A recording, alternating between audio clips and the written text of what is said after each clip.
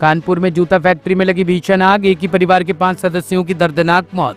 उत्तर प्रदेश के औद्योगिक शहर कानपुर में बीती देर रात एक दिल दहला देने वाली घटना सामने आई, जब चमनगंज थाना क्षेत्र के प्रेमनगर इलाके में स्थित एक 4 मंजिला इमारत में भीषण आग लग गई। इस इमारत के दूसरे माले पर एक जूता फैक्ट्री संचालित हो रही थी, जहां आग ने अचानक विकराल रूप धारण कर लिया। इस भीषण हादसे में एक ही परिवार के 5 लोगों की दर्दनाक मौत हो गई, जो 4थी मंजिल पर रहते थे और आग की लपटों में घिर गए। मेरा जो है हाजी इशरत नाम है। जो ये हादसा हुआ, कैसे हादसा हुआ? शॉर्ट सर्किट हुआ, उसी से आग लग गई। पूरी बिल्डिंग में आग लग गई। आपके परिवार में कितने लोग? मेरे पाँच लोग जो है डेथ हो गई। 5 लोगों, 3 बच्चे थे, दो जो है हस्बैंड वाइफ, भांजा मेरा। बच्चे कितने? बच्ची एक 14 साल की थी, एक 11 साल की थी, एक 7 साल की लमसम। कितने बजे हादसा हुआ? 8:30 लमसम बता रहे लोग, जो है हम तो जहाज में रहे थे। 9 बजे, 8:30 पौने 9 का बीच लोग बताए मैं। और कोई भी परिवार के लोग थे साथ में? नहीं, परिवार के लोग थे, वो तो जाजमऊ गए थे। भाई था उनका, वो गया था जाजमऊ, दावत थी, साड़ू गया उनके, तो वो जाजमऊ गया हुआ था, तो बच गए। उनके पापा अपने आप नीचे उतरा, उनको मालूम नहीं, अपने आप ही उतरा है। वैसे ही आगे उतरते हुए तो बच गए वो। देखिए, अब तो इसमें आग बुझाई जा चुकी है। अब वर्तमान में आग नहीं है कोई, और अभी तक जो जानकारी हुई है तो इसमें जो दानिश थे, उनकी पत्नी और 3 बेटियां, कुल मिलाकर 5 लोगों की मृत्यु हुई है, जिनको मार्चरी भेजा गया है। सर, आग की फिलहाल बुझा ली गई है? हाँ, बुझा ली गई, पूर्णतः बुझा ली गई है। भोपाल दुष्कर्म और ब्लैकमेल के मामले में मंत्री विश्वास सारंग ने कहा, प्रदेश स्तर पर बनी SIT दोषियों को नहीं बख्शा जाएगा।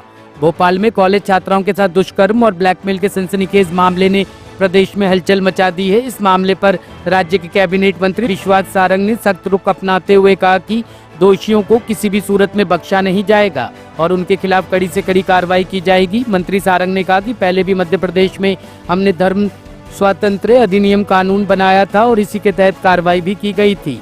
भोपाल के मामले में भी एक SIT बनाई गई थी, लेकिन उसके बाद 2-3 शहरों से अन्य ऐसे मामले सामने आए हैं, इसलिए प्रदेश स्तर पर SIT बनी है। यह सुनिश्चित है कि इस तरह से किसी को भी बख्शा नहीं जाएगा, सख्त कार्रवाई की जाएगी। यह सुनिश्चित किया जाएगा कि कोई भी इस तरह की हिम्मत ना कर सके। ये बहुत ही निंदनीय है और इस तरह के किसी भी कुकृत्य को बर्दाश्त नहीं किया जाएगा। पहले भी मध्य प्रदेश में हमने इसके खिलाफ कानून बनाया था, धर्म स्वातंत्र अधिनियम, और उसके तहत कार्रवाई भी हुई।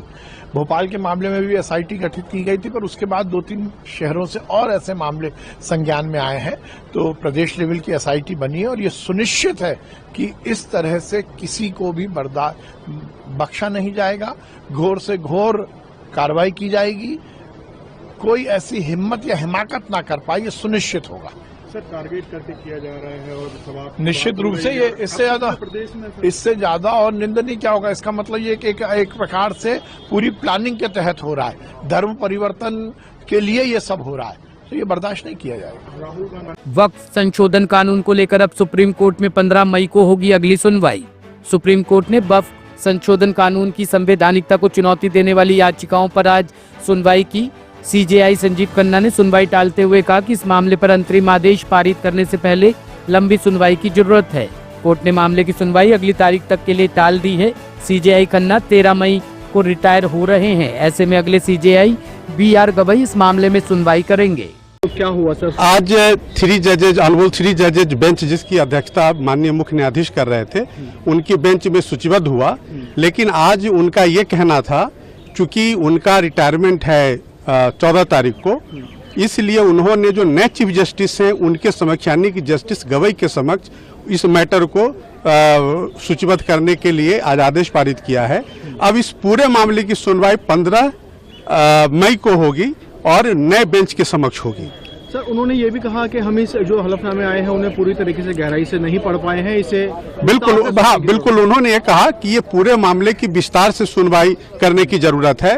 और एक बात जरूर था कि जो मुस्लिम पक्ष के जो वकील थे, उन्होंने अंतरिम आदेश की बात की। उन्होंने कहा कि नहीं, इसमें कोई जल्दीबाजी नहीं है, अंतरिम आदेश और जो मेन पिटीशन, सारे मामलों पर सुनवाई आज जो नई बेंच होगी वो तय करेगी और उनके हिसाब से फिर आगे सुनवाई चलेगी।